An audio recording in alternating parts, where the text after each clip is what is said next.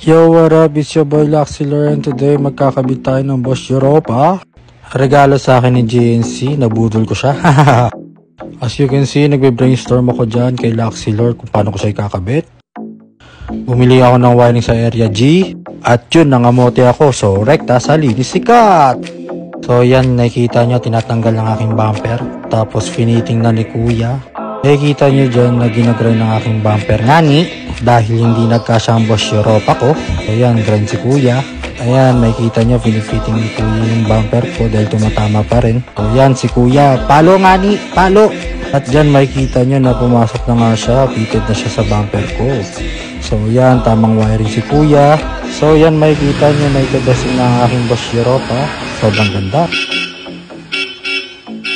So yan, binabalik na yung bumper ko tapos yung gawain nila. Shoutout kay JNC Drip, nabudol ko siya.